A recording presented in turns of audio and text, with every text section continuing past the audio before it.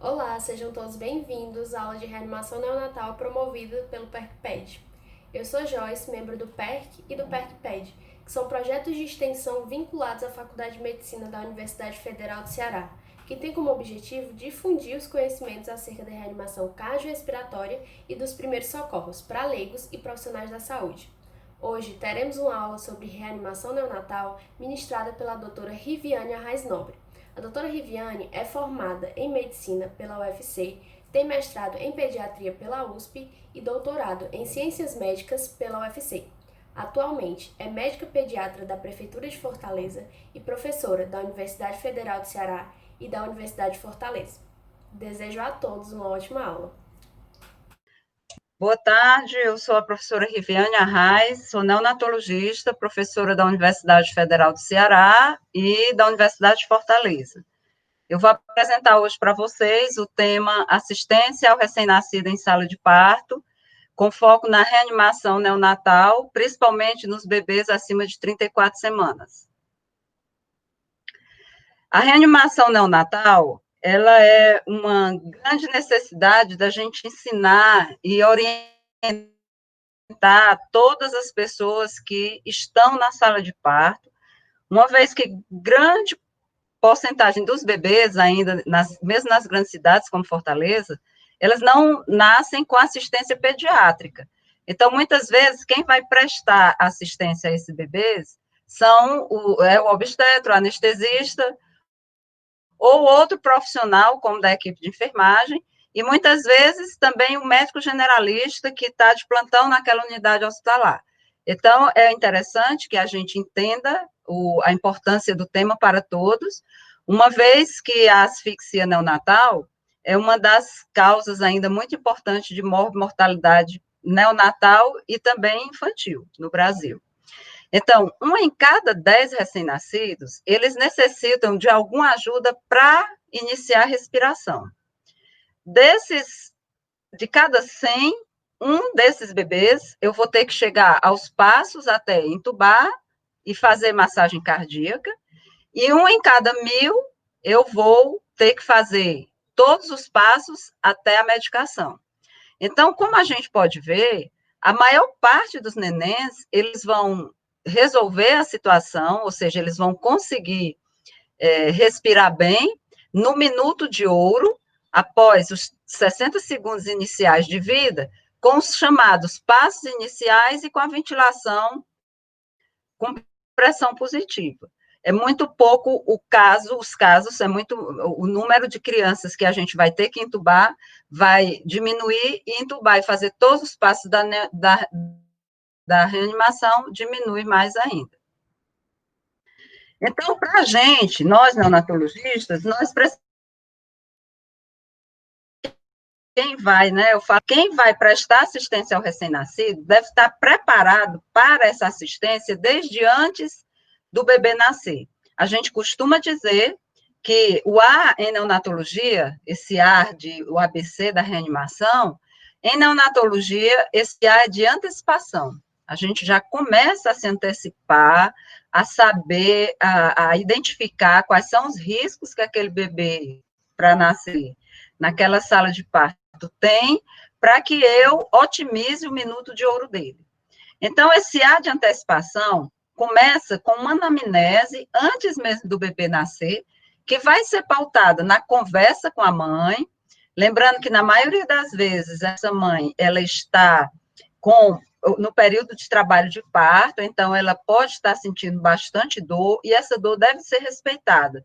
Compete a gente se apresentar para a paciente, informar que nós somos o profissional que cuidará do bebê dela, e isso sensibiliza muitas vezes essa parturiente, porque ela entende que muitos da privacidade dela vai ser compartilhada com aquele neném. Então, gente, muitas vezes na sala de parto, essa mulher, ela conta para mim coisas que ela não contou para o obstetra ou para os demais membros da equipe, quando eu me identifico como alguém que vou cuidar do bebê dela e preciso, então, saber sobre ela, porque muitas vezes é o meu primeiro contato com ela. Isso é muito difícil. Como é que no primeiro contato eu já vou fazer perguntas tão íntimas, tão pessoais, como a questão, se ela já teve aborto, qual é a paridade dela, se ela tem alguma doença materna ou durante a gestação, se ela faz uso de drogas, como é que foi todo o pré-natal. Isso eu já construo toda essa história durante o período antes do parto. E ali, se eu tenho uma maternidade que tem 5, 6 pacientes no pré-parto, eu vou ter que me preparar e todas aquelas que estão para se tem prematuro, se tem algum bebê com fator de risco, se tem alguma mãe com fator de risco, para que eu já me antecipe e esteja adequadamente preparada. Além da anamnese, eu vou ter que preparar todo o material, e esse material, ele inclui o material de reanimação neonatal, o material também de cateterismo umbilical e de drenagem de tórax, que, embora eu vá usar muito pouco frequentemente o de drenagem de tórax e até mesmo de cateterismo umbilical, mas eu tenho que ter à mão. E todo o material, como laringoscópio, cânulas, sondas, lâminas, eu tenho que estar com ele disponível à minha mão. Não é assim, eu vou pegar se o bebê precisar. É disponível do meu lado para que eu acesse facilmente. Os equipamentos também, nós vamos precisar utilizar o berço de calor radiante. Existe uma máxima de que a gente não reanima o bebê frio. Então, esse berço de calor radiante, ele deve estar ligado antes do neném nascer. Eu vou precisar também do Baby Puff, que é esse equipamento aqui, que é um respirador manual. A grande vantagem dele, perante o balão de pressão positiva, é que eu consigo aqui controlar a pressão inspiratória e controlar a pressão expiratória final positiva, fazendo com que eu evite barotraumas e evite também a telectasia. Se não é disponível, então, esse ressuscitador manual, que a gente chama de baby, assim, pediátrico, né? Então, eu posso sim usar o balão de pressão positiva. Mas nas maternidades terciárias do estado do Ceará, por exemplo, todas nós vamos ter acesso ao Baby Puff. E, além disso, eu tenho as medicações, somente 2 medicações eu vou precisar usar na minha reanimação, que são a adrenalina, e na hora que eu vou precisar usar, essa adrenalina deve ser diluída de 1 para 1.000, 1 para 10.000, aliás, ela vem na apresentação 1 para 1.000, eu diluo 1 ml de água, de adrenalina, mais 9 ml de água, e o soro fisiológico. Esqueçamos todas as outras medicações, porque na sala de parto, as 2 únicas medicações que eu vou precisar é a adrenalina e o soro fisiológico. O ambiente, é muito importante que o ambiente esteja adequadamente aquecido. A gente, como eu falei no início, a gente não ventila um bebê frio, a gente não reanima um bebê frio, é bem mais difícil, e para ele a hipotermia pode levar, inclusive, ao óbito. Então, o ideal é que a sala, o ambiente, esteja a 26 graus. Implica em desligar o aparelho de ar-condicionado antes do nascimento do neném, pelo menos 10 minutos antes do bebê nascer. E, além disso, tenho que ter uma equipe preparada. Essa equipe implica em um pediatra para cá, ou, se não tiver o pediatra, alguém responsável por cada bebê. E, se forem gêmeos, trigêmeos, quadrigêmeos, eu tenho que ter um para cada neném, né? Se forem trigêmeos, então, uma pessoa habilitada no processo de reanimação para cada criança e uma pessoa de retaguarda. Porque na hora que eu preciso fazer uma massagem cardíaca externa junto com a ventilação, eu vou precisar de uma pessoa, então, para ajudar, para, então, otimizar essa reanimação. Além disso, a gente precisa dos EPIs. E aqui, para os EPIs, acrescentou-se, durante esse período da pandemia, a Face Shield. Eu preciso, então, de óculos, gorro, máscara, avental e a Face Shield, idealmente, né? Principalmente se eu não sei sobre a sorologia, eu vou falar isso um pouquinho também lá na frente. E, além disso, a gente precisa higienizar adequadamente as mãos antes de calçar as luvas. Então, gente, esse processo inicial, desse preparo do profissional, do ambiente, da sala, do material, ele é necessário antes que o bebê venha a nascer. Então, na hora que vai nascer, como que nós vamos avaliar a necessidade ou não de reanimação neonatal? Eu tenho que estar preparada para todos os nenéns como se fosse precisar. Então, basicamente, eu olho uma foto como essa, é uma foto estática, mas eu consigo identificar que muito provavelmente esse bebê não vai precisar de reanimação. Porque mesmo sendo numa foto, eu consigo praticamente responder as 3 perguntas que eu vou ter que fazer sempre que for nascer um neném. Sempre que for nascer um bebê, nós vamos fazer 3 perguntas. Gestação a termo, respirando ou chorando e bom tônus muscular. Se as 3 perguntas tiverem como resposta sim, nós vamos, então, enxugar o bebê, colocar pele a pele com a mãe, cobrir com o campo aquecido, fazer o clampeamento oportuno. Antigamente a gente chamava esse clampeamento tardio do cordão. Esse clampeamento oportuno, então, ele tem o objetivo de prevenir a anemia ferropriva entre 4 e 6 meses de vida. Tem até algumas complicações, como, por exemplo, a polistemia e a icterícia neonatal. Porém, o risco-benefício favorece ao uso do clampeamento oportuno.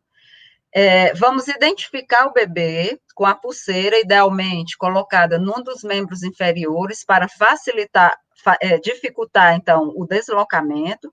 E vamos aferir o ápiga do 1º e 5º minuto. Então, mesmo o bebê com a mãe, nós vamos estar lá observando o bebê e observando, favorecendo o vínculo da mãe e também de quem ela escolheu para ficar com ela no acompanhamento durante o nascimento, ideal que seja o pai do bebê, mas é uma escolha materna que deve ser respeitada, e essa escolha, essa normativa dela ter direito a um acompanhante, veio então com a política pública da Rede Cegonha. Mas nós, mesmo o bebê com a mãe, nós vamos continuar, então, avaliando ao final do 1º minuto e ao final do 5º minuto o índice de ápiga. Bom, mas se nós estamos aqui para falar de reanimação neonatal, nós estamos entendendo que uma das perguntas, a resposta é não. Eu só preciso que uma delas seja não, para que eu, então, faça o clampeamento imediato do cordão e leve o bebê para a sala de reanimação, para a mesa de reanimação. Porque, na maioria das vezes, essa mesa de reanimação, ela está dentro da sala de parto, da sala onde houve o parto, né? Então, se dentro das 3 perguntas, gestação a termo, respirando ou chorando e bom tônus muscular, eu tenho uma das respostas não, nós vamos começar a proceder à reanimação neonatal. E essa reanimação neonatal, ela sempre vai começar com os chamados passos iniciais. Os passos iniciais, então, devem ser feitos em 30 segundos. Tudo da reanimação neonatal é feito em 30 segundos e depois de 30 segundos nós vamos reavaliar. Quais são esses passos iniciais? A gente costuma dizer que é a paz. A paz, né? Todo mundo busca a paz, todo mundo quer a paz. Então, até um neném, quando ele nasce. A paz seria uma forma mnemônica das letras iniciais de aquecer, ou seja, coloco na fonte de calor radiante, posiciono a cabeça. Essa posição é uma leve extensão, o bebê não pode estar com a cabeça fletida e nem com a cabeça hiperestendida. Aspirar a boca e o nariz, se necessário. E se for necessário, sempre aspira primeiro a boca. Secar e remover os campos úmidos. Então, com isso, eu fechei a minha paz. E aí, quando eu termino de aquecer, 30 segundos, então, para fazer aquecer, posicionar, aspirar boca e nariz, se necessário, secar e remover os campos úmidos, ali eu já estou fazendo um estímulo tátil, se ele precisar, e estou desobstruindo a via aérea dele e favorecendo, então, a boa entrada de ar através do posicionamento da cabeça e através da limpeza da cavidade oral, principalmente, que é onde tem mais secreção, e das narinas. Aí nós reposicionamos e vamos, então, reavaliar o bebê. Aqui nós podemos ver que quando eu recepciono o neném, eu vou, então, colocar o bebê de frente, com a cabeça virada para mim. e não a cabeça aqui nessa região, porque caso eu precise iniciar a reanimação com ele, eu já estou aqui disponível, por exemplo, e apta se eu ter que chegar lá na intubação, já está fácil. Começar uma ventilação já está, então, fácil. Essa é a posição que fica. Então, berço de calor radiante para aquecer o neném, e o neném nesta posição. Eu seco o bebê, né? E removo os campos úmidos, porque esse campo molhado vai fazer o bebê poder ficar frio. E a hipotermia não é adequada nesse momento. Posicionar, então, a posição é uma leve extensão da cabeça, que não dá para a gente ver. A cabeça pode estar, sim, um pouco lateralizada, mas tendo cuidado de nem fletir e nem hiperestender. E aqui, se eu preciso aspirar, como é que eu sei se precisa aspirar? Vai depender do neném estar com realmente a boca cheia, às vezes com dificuldade, você percebe. Em geral, nós aspiramos quando o bebê nasce de parto cesáreo, porque não teve a prensa das contrações e que enxugam, quando a gente vê um parto vaginal, com o desprendimento do polo cefálico, com a prensa para o desprendimento das espáduas, dos ombros, a gente vê as secreções saindo pela boca e narina. Na cesárea, não. Geralmente, o médico tira o bebê ali de uma vez e aquilo ali faz com que ele venha cheio de secreção para mim. Então, na maioria dos partos cesáreos, a gente vai aspirar se for preciso uma reanimação. Isso não quer dizer que se ele nascer de parto cesárea, eu preciso aspirar sempre, porque o bebê que não precisa de reanimação, ele tem capacidade de enxugar bem esse líquido amniótico. Então, eu aspiro a boca, sempre a boca, tendo cuidado de não fazer um reflexo vagal, porque se eu fico mexendo muito a sonda, há uma possibilidade de desencadear um reflexo vagal e uma bradicardia reflexa. Então, é interessante que a gente use a sonda apenas no canto da boca do bebê, num canto e no outro canto, e depois, então, que se aspira as narinas. Terminei esses 30 segundos dos passos iniciais, nós iremos, então, fazer a reavaliação. Agora eu já esqueço as 3 perguntas iniciais e vamos reavaliar baseado sempre nessas 2 perguntas. Respiração e a frequência cardíaca contada em 6 segundos.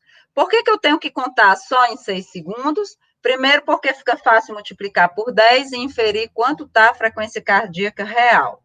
E a segunda coisa é que eu não posso perder tanto tempo contando em 15 segundos ou em 30 segundos. Eu tenho 1 minuto, né, 1 minuto de ouro, golden minute, para eu conseguir fazer esse bebê funcionar bem. E também, gente, não é a frequência respiratória, porque para eu contar bem uma frequência respiratória de um recém-nascido, eu preciso de 1 minuto, porque o bebê tem uma respiração periódica. Então, eu preciso olhar para ele, ver se ele respira e se a respiração é regular ou irregular. Nós vamos pautar a nossa conduta a seguir com esses 2 itens: respiração, frequência cardíaca em 6 segundos. A ausculta cardíaca prioritária, que deve ser feita no pré-córdio. Se eu estou muito agoniada, estou sozinho, não tenho esteto, pode ser feito pela palpação das grandes artérias ou pela palpação do coto umbilical. Então, aquele coto, né, que você ainda nem terminou de clampear, às vezes, você palpa lá, pode sim palpar o coto em 6 segundos e ver quanto que está a frequência. Ou o pulso carotídeo ou braquial. Jamais, gente, o pulso aqui radial, porque você vai estar perdendo tempo e não vai conseguir pegar bem o pulso radial. Então, sempre que uma das perguntas respiração, uma das perguntas foi, então, respiração. Se o bebê está em apneia, com a respiração irregular, ou em gasping, aquela respiração que é típica da acidose, ou se a frequência cardíaca está menor do que 100, ou seja, eu contei em 6 segundos, deu menor do que 10, 10 vezes 10, deu 100. Então, deu 9, se eu vezes 10 deu 90, eu vou começar a ventilação com pressão positiva. Digamos que a gente escute o neném e esteja 0 de frequência. ele está em assistolia, eu vou sempre começar a minha reanimação pela ventilação com pressão positiva. Interessante porque muita gente fica agoniado e já acha que tem que começar pela massagem cardíaca. De jeito nenhum. Ventilação com pressão positiva. E aí, idealmente, nós vamos usar o Baby Puff, né? Porque, como eu já expliquei para você, o Baby Puff, eu consigo dar uma pressão inspiratória que eu determino, idealmente em torno de 20, e pelo Baby Puff também tem a pressão expiratória final positiva, ou PEP, que muita gente vindo lá da pneu chama de PIP, que aí eu evito que esse neném faça atelectasia. Então, preferencialmente usando o Baby Puff. E vou reavaliar em 30 segundos. Após 30 segundos, eu reavalio. É importante que a gente diga que nós vamos começar a ventilação nesse bebê com mais de 34 semanas, sempre com ar ambiente. Isto porque, dentro da barriga da mãe, o bebê estava submetido a uma hipóxia crônica, era o equivalente a, né, em torno de 12% de oxigênio, e se aqui fora tem 21%, então ele já está com o dobro de oxigênio do que tinha lá dentro. Eu já estou dando mais oxigênio do que o que tinha lá dentro da barriga da mãe. Então, nós vamos sempre começar com a ventilação, porque esse é o procedimento mais efetivo em reverter os problemas dos nenéns. Lembrando que a maioria dos bebês que precisam de reanimação em sala de parto, o problema dele é pulmonar. Ou é um bebê prematuro com uma SDR, uma deficiência surfactante, ou é um bebê, por exemplo, asfixiado, com uma broncoaspiração meconial, que o problema dele também, prioritariamente, é pulmonar. Então, aqui, fazendo o resumo do que eu falei para vocês, o Baby Puff, ele é ideal, eu conecto a máscara e continuo, sim, fazendo a ventilação manual para ele. Não é um respirador aqui automático, é uma respiração manual, onde a gente vai ocluir aqui, no ritmo que eu vou já dizer para vocês, e ao invés de eu estar apertando o balão de pressão positiva, nós vamos estar ocluindo aqui esse dispositivo para que seja eficaz. E eu estou com isso, então, ajustando a pressão inspiratória e a PEP. A outra opção é o balão autoinflável, que aí não tem como a gente controlar essas pressões e acaba tendo risco maior de causar barotrauma no bebê. Então, o oxigênio suplementar, a gente só usaria em menores do que 34 semanas, e a gente inicia nos menores de 34 semanas com 30% se eu tiver um blender. O blender seria o misturador de gases. Então, eu vou lá e marco, se eu sei que é um prematuro que vai nascer, com menos de 34 semanas, eu já deixo o blender marcado para 30% e vou ajustando de acordo com a evolução do paciente. Com relação ao bebê, que é mais do que 34 semanas, maior ou igual a 35 semanas, a gente inicia com o ar ambiente e vou monitorando, claro que na hora que esse neném nasce, ideal que seja colocado o pulso oxímetro, que faz parte de uns equipamentos que a gente checa na sala de parto, nós vamos checar esse material e vamos colocar, então, idealmente, no membro superior direito, porque eu pego a oxigenação chamada pré-ductal. Nos primeiros minutos de vida, nós temos que lembrar que o bebê, então, se ele está submetido a essa hipóxia crônica que eu falei para vocês, intraútero, ele vai ter um tempo para ele deixar de ser cianótico. Então, eu espero pelo menos 10 minutos que esse neném atinja uma saturação acima de 85%. O que eu estou querendo dizer é que a gente não fica tão preocupado com cianose no bebê ao nascer. Vocês observem que até agora eu não fiz essa pergunta sobre cianose, ela não tem importância para a gente na sala de parto. Então, quando a gente for dar o ápiga, tudo bem, está lá, né, cianose, a gente vai marcar. Mas para determinar a nossa reanimação, eu não fico atenta à cianose, eu fico atenta à respiração e à frequência cardíaca em 6 segundos, porque nós sabemos que após o nascimento, esse neném, ele tem 10 minutos para atingir uma saturação maior do que 85%. Então, idealmente, eu ponho o sensor e fico observando. Nem sempre eu vou conseguir pegar o sensor, a saturação de imediato, mas é importante que se coloque assim que a gente comece a reanimação. Então, quando nós começamos a ventilação, como eu disse para vocês, o bebê está com a cabeça virada para nós, e é interessante que a gente esteja olhando para o tórax do neném e que a gente consiga, então, manipular o bebê de modo que eu observe o tórax, mas também esteja observando aqui a posição da máscara. Porque essa máscara, né, ela deve ser adequadamente escolhida. O uso correto, então, ela vem até aqui, inclui o nariz e a boca, sem ultrapassar o queixo. Se eu estou com uma máscara muito pequena ou uma máscara muito grande, muito folgada, eu não vou conseguir ventilar adequadamente. Então, idealmente, quando eu sei que é um prematuro que vai nascer, eu já troco minha máscara lá do meu equipamento, do baby puff, ou do balão de pressão positiva, que a gente chama de ambu, né? Eu já troco para deixar a máscara adequada para o bebê daquele tamanho, para que eu não perca tempo depois. Então, uma vez que o bebê nasceu, você fez os passos iniciais e reavaliou com 30 segundos, e o bebê continua ou com a respiração irregular, ausente, ou em gasping, ou com a frequência cardíaca menor do que 100 no tempo que você avaliou, ou seja, em 6 segundos e multiplicou por 10, a gente vai iniciar a ventilação com pressão positiva nesse ritmo. Aperta, solta, solta. Aperta, solta, solta. Aperta, solta, solta. Aperta, solta, solta.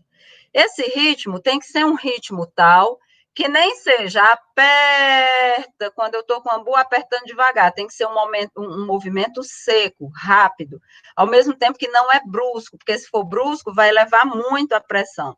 Se eu estiver usando o baby puff, então o movimento não é aperta, porque eu não estou apertando nada. Aí seria oclui, solta, solta, oclui, solta, solta. Oclui, solta, solta, oclui, solta, solta. Por que que eu tenho que ter esse ritmo? E esse ritmo, muitas vezes, ele é, de fato, cantado durante a reanimação. Para que as pessoas saibam e fiquem atentas, porque muitas vezes a pessoa só aperta, aperta, aperta, aperta, e não deixa o bebê respirar, e ele acaba auto-inalando e podendo fazer uma acidose respiratória. Então, é interessante que eu dê uma frequência respiratória que mimetize a frequência respiratória do bebê, que é de 40 a 60 movimentos por minuto. Então, ventilo esse neném por 30 segundos e vou, então, reavaliar. O que é que nós vamos reavaliar? Respiração e frequência cardíaca, sempre.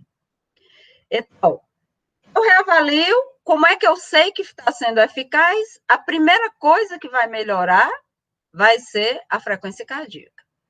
Então, eu não vou esperar esse bebê sair berrando de uma vez, chorando, com bom tônus. Não, a primeira coisa que melhora é a frequência cardíaca. Avaliei, frequência cardíaca está maior do que 100, eu fico tranquila. Se ele está maior do que 100, mas ele continua em apneia, eu vou continuar ventilando. A frequência cardíaca está maior do que 100 e tem a respiração regular, eu suspendo, então, a ventilação com pressão positiva. A segunda coisa que melhora, em geral, é o tônus, e a última que vai recuperar é a frequência respiratória. Então, quando o bebê não melhora, eu reavaliei respiração e frequência cardíaca e ele não melhorou, percebam que já deu 1 minuto. Os 30 segundos dos passos iniciais e 30 segundos da minha VPP inicial, da minha ventilação com pressão positiva inicial. Eu vou ter mais, gente, 30 segundos para fazer checagem da minha técnica. Eu costumo dizer que deve ser tão comum a gente errar que os guidelines me dão mais 30 segundos para eu checar a técnica, checar a posição do neném, checar se ele não está cheio de secreções. Por isso que, normalmente, as máscaras são transparentes. Então, eu verifico a técnica, ajusto novamente a máscara na face do neném, vejo se não tem secreção, vejo se está expandindo bem o tórax. E se a minha técnica está correta, durante esses 30 segundos seguintes, eu continuo, né, no aperta, solta, solta, no aperta, solta, solta, no oclui, solta, solta, mas eu já posso, então, iniciar o oxigênio. Ok? Se eu tiver muita certeza de que a minha técnica está correta, o problema aqui é, de fato, o neném que está muito ruim, eu também já tenho aí, nesse momento, eu já posso, então, conectar o oxigênio suplementar, mas se eu não tiver blender, eu passo de uma fração inspirada de oxigênio de 21%, gente, para 100%. Então, é interessante que a gente tenha o blender e vá aumentando devagar, porque a gente sabe também que o neném, com excesso de oxigênio, formação de radicais livres, não são nada interessantes para o bebê. Hoje já tem algumas evidências mostrando que o excesso de radical livre nesse período inicial da vida tem associação, inclusive, com leucemias na infância. Bom, se mesmo assim eu fiz mais 30 segundos de ventilação, o bebê não melhora, eu começo a considerar que esse neném não está responsivo e devo, então, pensar em intubar o bebê. Porque 2 minutos já começa a ser uma ventilação prolongada, vai distender muito o estômago do neném, né? Porque eu estou mandando ali com máscara, está indo para o pulmão, mas está indo também para o estômago. Então, eu devo pensar em intubar. Se você for um perito, eu já, obviamente, já indico a intubação.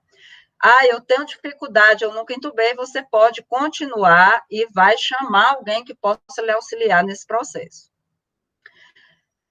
Então, resumindo, essa sequência nasceu, faça os passos iniciais em 30 segundos. O que são os passos iniciais? Aquecer, posicionar, aspirar se necessário, secar e remover os campos úmidos. A frequência, reavalio depois, frequência cardíaca em 6 segundos e a respiração. Começo ventilação com pressão positiva por mais 30 segundos, reavalio a minha técnica, aumento o oxigênio e penso, então, na intubação. Há algumas indicações precisas, então, de intubação. Uma delas, que é um bebê com hérnia diafragmática, eu devo não ventilar com máscara, já indicar de pronto a intubação, se for necessário, uma reanimação. Como é que nós vamos desconfiar que o bebê tem hérnia diafragmática? Bom, eu estou baseando a nossa aula nos guidelines americanos. Eu acho que é impensável, lá, né, para a turma da Academia Americana de Pediatria, pensar que pode chegar um bebê numa sala de parto sem um diagnóstico intraútero de hérnia diafragmática, até porque hérnia diafragmática hoje tem abordagem, né, dentro da cirurgia fetal e que melhora muito o prognóstico desse neném. Mas aqui, nós podemos pegar uma paciente ainda sem pré-natal, ou com pré-natal de baixa qualidade, ou um pré-natal que ela não teve acesso a ultrassom obstétrico, e nós vamos desconfiar sempre que a gente recepcionar um bebê e ele tiver com o abdômen escavado. Nesse caso, eu tenho obrigação até de suspeitar de uma hérnia diafragmática. Outra indicação de intubação é sempre que a gente vai começar a massagem cardíaca, e nas ventilações prolongadas ou não efetivas com a máscara facial. Aqui é o nosso material, eu vou usar a lâmina de laríngua adequada para o bebê, então, o bebê a termo a gente usa a lâmina 1, com detalhe que as lâminas dos neonatos são sempre retas, porque ele tem a língua muito pequena, então não preciso de curvatura na lâmina para acomodar a língua. E tem outro detalhe que nós vamos ver a seguir, que vou passar aqui um pouquinho, que quando eu vou entubar um bebê, eu uso a lâmina reta e eu vou, então, pegar junto a epiglote do neném. Em adulto ou criança maior, quando a gente intuba, a gente coloca, então, a lâmina aqui e levanta. Isso aqui chama-se valécula. E levanta. No neonato, nós vamos incluir aqui a epiglote, de modo que quando eu levanto todo esse bloco aqui, a língua e a epiglote, eu consigo visualizar as cordas vocais e, muitas vezes, eu vou estar conseguindo ver também fechadinho o esôfago. Então, é muito fácil. Eu estou vendo aqui para baixo o esôfago, digamos, né, um orifício que não está bem redondinho, está assim achatado, é o esôfago, não vou pôr o tubo lá. E aí, se eu estou vendo só esse que está meio achatado, fechado, esse é o esôfago, eu puxo mais um pouquinho a lâmina para que eu consiga, então, visualizar as cordas vocais e a traqueia. Então, voltando um pouco, qual lâmina nós vamos escolher? Então, a lâmina 1, se for um bebê a termo, e a 0, se for um pré-termo.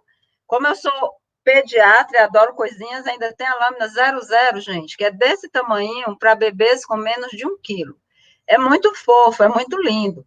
Assim como nossos cabos de laringo são de pilhas AAA, bem pequenininho, eu consigo pegar esse cabo de laringo com esses 2 dedos sem fazer força.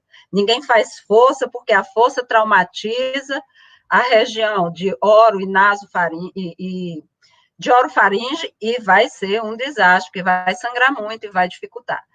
Qual tubo escolher?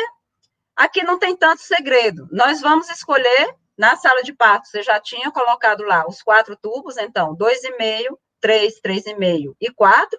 E vamos pensar assim: neném menor do que 1 quilo, nós vamos usar o 2,5. Neném maior do que 3 quilos e 800, 4 quilos, vou usar o 4. Tudo que está nesse intervalo, gente, eu posso usar o tubo 3 ou 3,5. Então, ninguém fica pensando e nem filosofando, qual é o tubo? Não, é rápido assim. E lembrando que aqui ninguém vai ter pesado o bebê, perdido tempo para pesar o neném. Então, é olhando para ele e digo, esse neném me dá um tubo 2,5, me dá um tubo 3. É claro que se eu já tiver me preparado adequadamente, a obstetrícia já disse para mim, esse bebê tem um peso mais ou menos de 1,200, então vai me guiar. Esse bebê é um bebê de 700 gramas, vai me guiar, obviamente, ok? Se for um bebê a termo, nós vamos, obviamente, usar um tubo, pelo menos o tubo 3. Todos os tubos neonatais, idealmente, eles não têm balão, eles não têm cuff, porque é muito fácil, gente, necrosar uma traqueia de um bebê. E é muito fácil também fazer uma estenose subglótica. Então, não usamos de jeito nenhum balão no período neonatal. Aí você conseguiu entubar, até onde você vai colocar esse tubo? Você olha para o neném, gente, e diz assim, eu acho que ele pesa uns 2 quilos, você põe 6 mais o peso do bebê. Para a escolha do tubo, existe assim mais ou menos uma ideia que diz que o diâmetro do tubo que você vai usar é o diâmetro do dedo mindinho do bebê. Então, se você está na dúvida, não sei, pode dar uma olhada assim, rápida, né? Não vai perder tempo com isso. No dedo mindinho do neném, escolhe mais ou menos pelo diâmetro do tubo, tá certo? A fixação, então, seria o 6 mais o peso do bebê. E sempre as fixações dos bebês neonatos é no lábio superior, na linha média. Eu não posso estar fixando o tote do bebê aqui nessa região lateral, nem aqui, que vai gerar um peso maior para cá. Se esse bebê é prematuro menos que 34 semanas, gente, só o fato de eu ter uma cânula fixada na região lateral da boca, ele pode levar a um sangramento, a uma hemorragia perintraventricular. Vejam só, tudo que a gente vai fazer com o neném é, idealmente, respeitando a linha média. Então, que cuidados a gente deve ter na hora de entubar o bebê? Primeiro, sempre oxigenar. Segundo, não demorar muito para realizar o procedimento. E terceiro, ficar atento à posição. Muitas vezes a pessoa consegue entubar e introduz o tubo todo até parar de progredir. Ou seja, o tubo vai lá para o bronquiofonte, fica seletivo e aí você vai ficar só com metade do pulmão.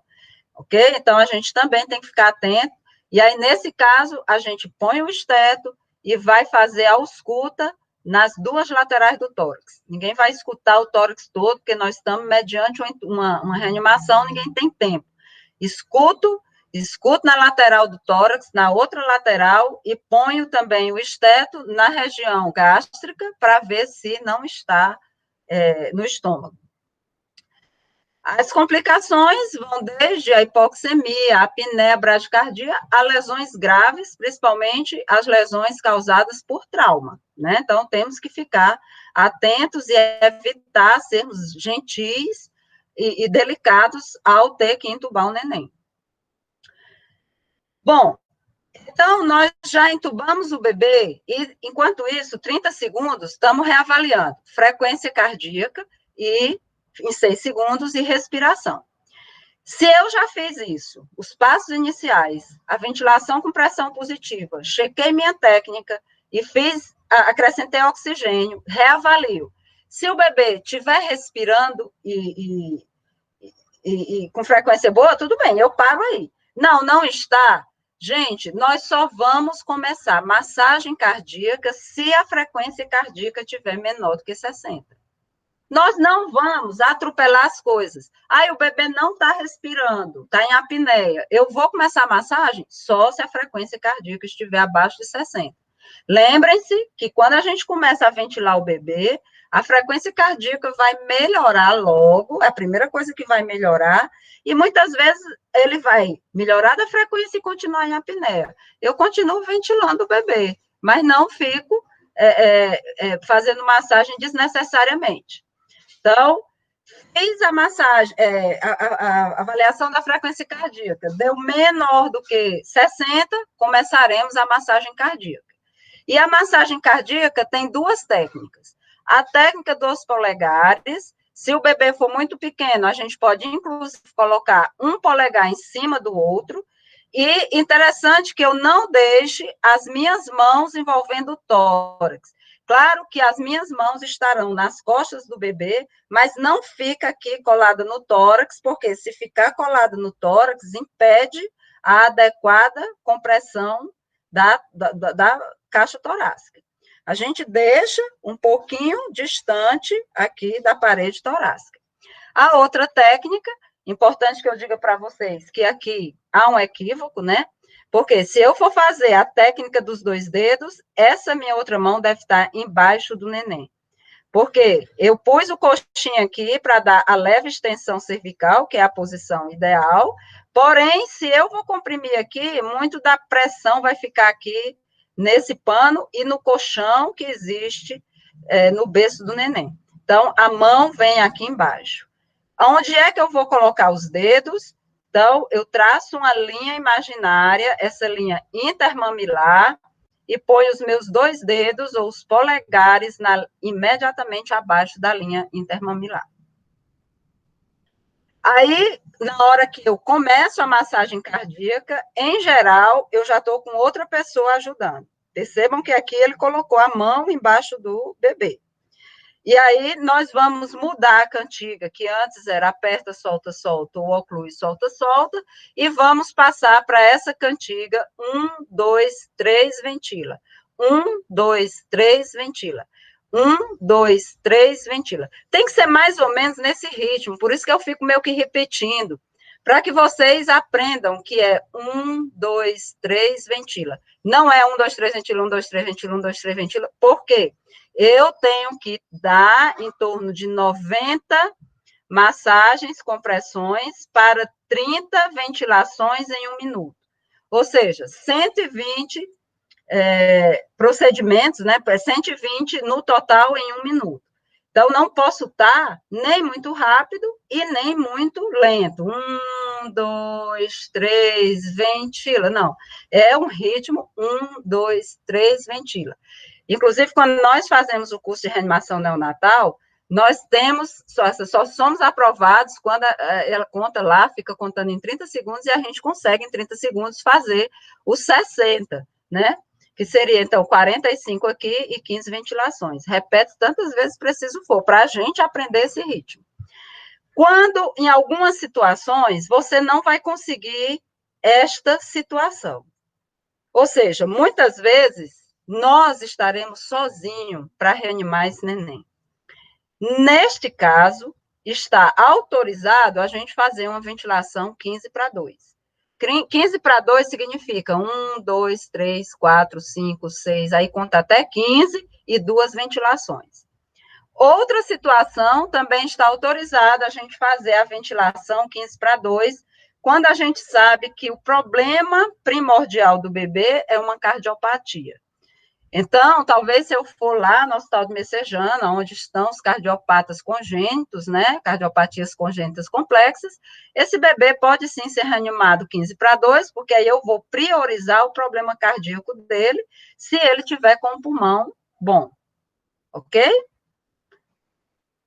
Bom, agora, se eu tenho um bebê que eu estava massageando e ele melhorou da frequência cardíaca após eu iniciar a massagem, nós vamos reavalia de novo, depois de 30 segundos. Respiração e frequência cardíaca em 6 segundos. Melhorou, nós vamos interromper a massagem, vamos manter a ventilação, ou seja, a gente não suspende tudo de uma vez. Mantenho a ventilação, volto para o ritmo, aperta, solta, solta, ou oclui, solta, solta, ventilo por mais 30 segundos, e aí, então, eu vou reavaliar e ver se eu posso suspender a VPP, ok? Quando eu associei oxigênio, né, porque se eu cheguei à massagem cardíaca, claro que tem oxigênio suplementar, a gente também vai desmamar gradualmente e não tirar o oxigênio de uma vez, que o bebê pode fazer uma vasoconstricção dos vasos pulmonares e levar a uma crise de hipertensão pulmonar, né? Então, em geral, esse neném que recebeu massagem cardíaca, ele vai ser transferido, ainda entubado, para a UTI neonatal. Lá na UTI neonatal é onde a gente vai decidir se vai estubar ou não o bebê. Nada de intempestividade, gente. Se por acaso a gente começou a massagem cardíaca e depois de 30 segundos o bebê permanece com a frequência cardíaca menor do que 60, então chegou a hora de fazer as medicações. As duas medicações que nós temos ao dispor, então, adrenalina e soro fisiológico. Vamos usar, então, a adrenalina. E aí, nós vamos, a pessoa já tem diluída, alguém que está nos auxiliando, já tem diluída a adrenalina, 1/10.000, né, 1 ml de adrenalina com 9 ml de soro fisiológico. A primeira administração eu posso fazer no tubo orotraqueal. Se tiver o acesso venoso, claro que eu posso fazer também endovenoso. Se eu fizer a primeira dose no tubo orotraqueal, quando eu conseguir cateterizar o umbigo, eu posso repetir antes dos 3 minutos. Mas uma vez que eu tenha feito uma EV em 3 minutos, eu só vou repetir a dose de adrenalina depois de 3 a 5 minutos. Muita gente pensa que fica repetindo a adrenalina a cada 30 segundos. De modo algum. Eu tenho 3 a 5 minutos para repetir aquela adrenalina. De modo que na minha reanimação toda, eu vou fazer, no máximo, 3 a 4 doses de adrenalina só. Mais do que isso, não tem sentido, de fato. Bom, se eu já cateterizei o umbigo, se a criança não melhora com a adrenalina, ou então, se eu tenho uma história, por exemplo, um descolamento de placenta, que eu possa pensar que esse bebê venha a ter um choque hipovolêmico, ou está em choque hipovolêmico, a gente pode, então, fazer um expansor de volume. O que a gente mais tem fácil acesso é, de fato, o soro fisiológico a 0,9%, numa dose de 10 ml por quilo, em 5 a 10 minutos, instalado no cateter umbilical. Essa veia umbilical, gente, na urgência, é muito rápido. A veia umbilical tá ao meio-dia, eu vou dar um piquezinho aqui em cima, né, com uma lâmina de bisturi, e vou introduzir o suficiente, um catéter cheio de soro, o suficiente para refluir sangue. Refluir o sangue, eu fixo ali o catéter. Não é aquele catéter que a gente passa lá na UTI, que deve ficar central, nada disso. É um catéter de fácil acesso venoso, rápido. É claro que se a minha ventilação está prolongada e eu estou distendendo, tendo a possibilidade de estar distendendo o estômago do neném, eu posso ter comprometimento da função pulmonar com o estômago que está muito distendido. Então, se eu estou numa ventilação prolongada, precisando de massagem cardíaca, recomenda-se que a gente use uma sonda gástrica para alívio. Então, a sonda gástrica aberta. Como é que a gente vai fazer? Rapidamente meço uma sonda do apêndice tifoide, a ponta do nariz ao lobo da orelha, marquei aqui, ali introduzo, fixo, né? Pode ser na boca ou até no nariz, e deixo ali aberta para aquilo ali ir descomprimindo a sonda. chamar atenção, porque até antes de 2016, existiam 4 perguntas na sala de parto, aquelas perguntas iniciais que hoje são 3. Existia essa pergunta, nasce com mecônio? A pergunta era, ausência de mecônio para poder dar certo sim, né? Então, gente, quando o bebê nasce com mecônio, mas ele nasce tudo muito bem, nasce com maior do que 34 semanas, respirando ou chorando e com bom tônus, normal, eu vou conduzir igual ele não tendo mecônio. Porém, se ele tiver mecônio e estiver deprimido, uma das outras 3 perguntas for não, eu continuo fazendo os passos iniciais e o VPP, né, no minuto de ouro.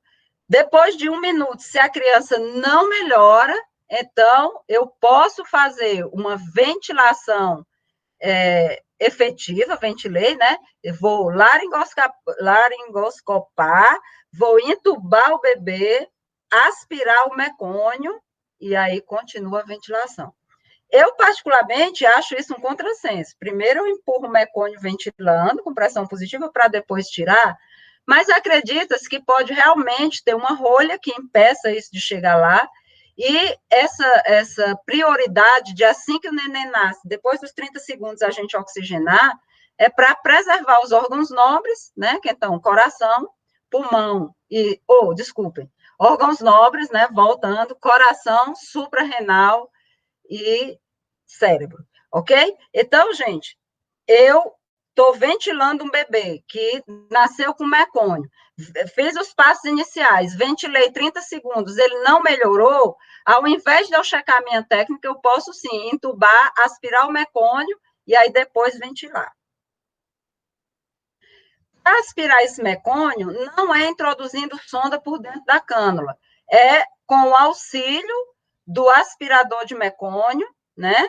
Que nós vamos fazer da seguinte maneira, ó, entuba o bebê, conecta o aspirador de mecônio e aqui vem no vácuo. Todo aspirador de mecônio, ele tem um orifíciozinho aqui, que a gente vai ocluir para, aqui, ó, para vir tirando, estuba o neném. Porque aí o mecônio, normalmente, vem dentro da cânula. Nós não vamos passar sonda aqui dentro. Porque se tiver uma rolha e eu conseguir captar, na hora que eu tiro aqui, ponho uma sonda aqui, vai realmente introduzir aquela rolha. Bom, diante da minha reanimação prolongada, eu sempre tenho que ter a humildade de verificar a minha técnica de reanimação. A posição do neném, a posição da cabeça, né? Se não tem secreção em vias aéreas, se eu estou usando adequadamente a máscara, se o meu material está bom, o meu balão de pressão positiva está dando pressão. Então, gente, muita gente que não tem essa humildade fica fazendo errado. E muitas vezes a reanimação se estende por erro de técnica, porque a pessoa não teve a humildade de olhar, ou de sentir, ou de perceber até que aquilo não estava dando pressão, por exemplo. E se o RN não melhora, aí nós vamos pensar que possa ter alguma malformação ou possa ter tido um pneumotórax. Neste caso, a gente pode fazer uma punção de prova, por exemplo, né? Ou até mesmo ser uma malformação, como uma cardiopatia complexa ou uma hérnia diafragmática.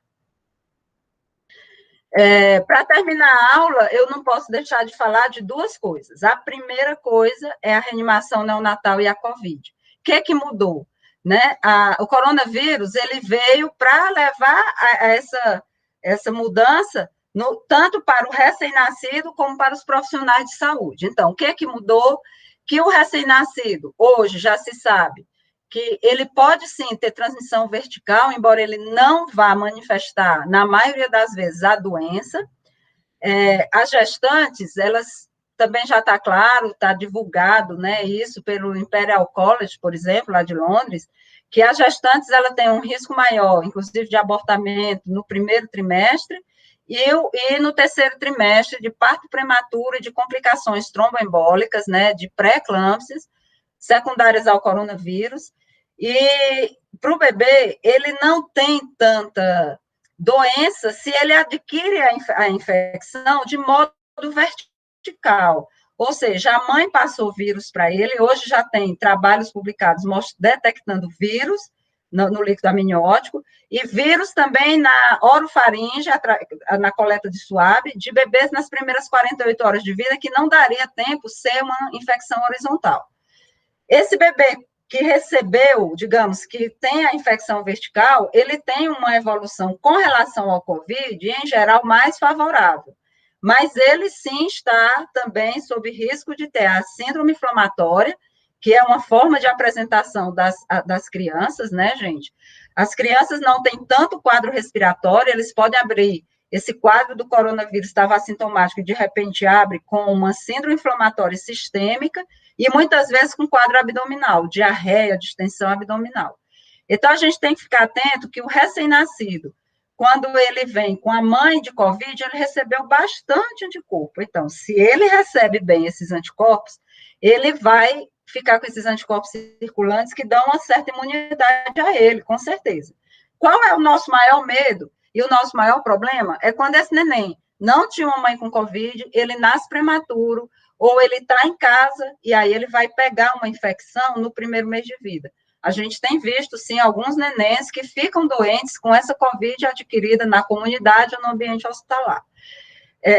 Então, para o RN, a gente tem que orientar, e para todo mundo hoje, esses cuidados do contato da mãe com o neném, das pessoas que cuidam do neném, ter a higiene rigorosa das mãos antes de tocar o bebê, e sempre, idealmente, tocar, na hora que vai tocar, vai se aproximar do bebê, como a mãe que vai dar de mamar, que ela use máscara, seja ela Covid ou não Covid, né? Outra questão é que, na hora que a gente sabe que chega uma parturiente, uma mulher que vai parir, e que é Covid positivo, suspeita de Covid ou com síndrome gripal, a gente faça o preparo adequado daquela sala de nascimento. A distância do berço para a cabeceira da mãe que vai parir deve ser de pelo menos 2 metros, por exemplo, e que esse neném deve ser submetido ao transporte seguro, evitando contaminação, então, da própria mãe e no ambiente hospitalar. A mãe não vai fazer contato pele a pele com ele no primeiro momento, logo após o parto, só depois que ela tomar banho, porque se for um parto vaginal, aquelas secreções e o sangue faz com que a possibilidade de ter vírus nas vestimentas dela ou na pele dela, e se for um parto cesáreo, da mesma coisa, a barriga aberta, né? E para o RN é controverso, mas hoje indicado pela maioria das referências, um banho precoce. Qual é o problema do banho precoce? É que esse bebê que nasce e precocemente vai para o banho, ele tem uma hipotermia, muitas vezes, e a hipotermia, por si só, pode gerar um desconforto respiratório no bebê. Então, por isso que não é um consenso. Para os profissionais de saúde, sempre que vai reanimar a mulher, ou sempre que vai entrar na sala de parto de uma mulher com essas condições, síndrome gripal, COVID suspeita ou confirmada em atividade, vai ter que fazer uso do avental impermeável, fazer uso de máscara N95, PFF2, e não só a máscara cirúrgica, além do óculos de proteção, usar ainda a face shield, que dificulta, inclusive, a comunicação com a mãe. Deve ser o médico mais experiente, porque o médico mais experiente consegue entrar só, e aí não entrar 2, 3, né? Porque aí estaria expondo mais profissionais. Assim também como o médico mais experiente, ele tem uma tendência, obviamente, a fazer o procedimento mais rápido. Se eu preciso intubar, eu vou intubar bem mais rápido do que um residente ou um médico recém-formado, né? A outra questão é que sempre que vamos manusear vias aéreas, a gente vai estar mais exposto como profissional de saúde. Então, percebo que, neste caso, COVID, a gente vai evitar ao máximo aspirar as vias aéreas desse neném. Só vamos aspirar vias aéreas se realmente o bebê não estiver bem e tiver secreção, porque esse aspirar de vias aéreas, ele é tão prejudicial e com tanto risco de contaminação para o profissional, quanto abrir a boca do neném com laringoscópio, para laringoscopar e botar quase, né, a nossa cara lá dentro, ok? Outra questão de grande cuidado é a desparamentação adequada, já tem alguma evidência mostrando que os profissionais de saúde muitos se contaminam nesse momento da desparamentação, e após a desparamentação, deve-se o profissional de saúde tomar banho dos pés à cabeça, usando inclusive no cabelo, pode estar escovado como estiver, bonito como tiver, mas usando a clorexidina ou um sabão antisséptico de fato. Para finalizar, vem essa pergunta que é ética. É uma pergunta hoje que roda muito os comitês de bioética. Até quando nós devemos reanimar um bebê que nasceu e precisou dessa reanimação? Aí entram duas questões. Primeiro, os limites da viabilidade, as questões dos cuidados paliativos, que também na neonatologia nós temos, e é uma coisa assim, incipiente, mas que já tem caminhado bastante, e a outra questão que deve ser idealmente discutida com a família. É a família que deve decidir, junto com a equipe, dando suporte, mas esse suporte não chama-se julgamento. É muito comum o médico ir com as suas crenças, o seu julgamento, a sua religião, digamos, a partir dali, influenciar a decisão da família. Então, nós temos que, nessa hora, idealmente, claro que na sala de parto não vai dar tempo, mas, por exemplo, é um bebê nos limites da viabilidade, 23, 24 semanas. Vamos discutir com a família antes, qual é o desejo dela, se ela sabe do que pode acontecer com aquele neném, das complicações. Fazer tudo por um neném não implica em entubar esse menino e levar para o sofrimento lá dentro do UTI neonatal. Pode ser que seja um bebê que já não tenha prognóstico, é um bebê com a síndrome de Cantrell, que o coração vem do lado de fora, então a gente pode não fazer esses esforços. Então, dentro do possível, a decisão da reanimação deve ser compartilhada com a família que decide antes do nascimento. Se for uma coisa ali que eu tenho que decidir, o que é que nos respalda? 10 minutos de assistolia, a literatura mostra que se eu fiquei com o bebê com 10 minutos de assistolia sem sinal vital, o prognóstico para ele é muito ruim. E morbidade, alta mortalidade, e se eventualmente esse bebê sobreviver, ele vai ter um quadro neurológico grave e que muitas vezes o sentido ele sobrevive por 2 dias, 3 dias, 4, 5 dias, ocupando leitos de UTI, e hoje a literatura, então, já respalda que a gente possa parar a reanimação aos 10 minutos se o bebê não tiver sinal de vida. Ou nós vamos manter esse ritmo de reavaliar a respiração e frequência cardíaca a cada 30 segundos até o 20º minuto. Com 20 minutos, independente do ápiga do bebê, nós vamos levar esse bebê para a UTI e vai ser, então, começado a trabalhar o que a gente chama de fase da reperfusão cerebral. Se possível, vamos implantar a hipotermia terapêutica, por exemplo, vamos trabalhar a questão da acidose, da respiração, da glicose, dos eletrólitos, e ver o bebê de um modo global. Até 20 minutos, esse bebê fica comigo, com a gente, na sala de reanimação. Depois disso, UTI neonatal, transferido. É claro que, na hora que esse bebê melhora, a gente para essa reanimação. Então, era basicamente isso, gente, que eu tinha para falar para vocês. As referências são as referências da Sociedade Brasileira de Pediatria, inclusive essa referência atual com relação ao COVID, e o capítulo do PERC, né, que é um capítulo que foi escrito pela Carlinha, que hoje é médica, já formada pela Universidade Federal do Ceará. A única coisa que talvez eu precise ainda acrescentar é a questão da reanimação em menos do que 34 semanas, que é um bebê prematuro moderado ou um prematuro extremo, que o que muda? Primeiro, que assim que nasce, nós não vamos enxugar o neném, vamos colocá-lo dentro de um saco, né, no envoltório, um saco mesmo, vamos pôr uma dupla touca na cabeça dele, primeiro um plástico, depois uma touca, para ele não perder calor, e ele também já não começar a desidratar. Partindo do princípio que o líquido amniótico ali vai estar bem quentinho, e então eu ponho o bebê todo dentro do saco. Eu só vou tirar o saco, gente, quando ele já estiver na UTI, com a temperatura maior do que 36,5. Abaixo de 36,5, a Organização Mundial de Saúde considera hipotermia. E se eu precisar, por exemplo, durante a minha reanimação, cateterizar o umbigo, a gente vai pega o saco, corta aqui, né, onde está o umbigo, corta, mas permanece com o bebê dentro do saco.